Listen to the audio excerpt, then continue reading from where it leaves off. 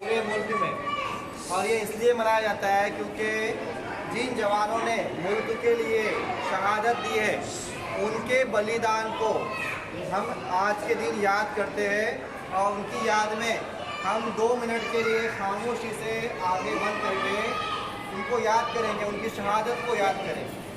ठीक है, समझ में आया सबके?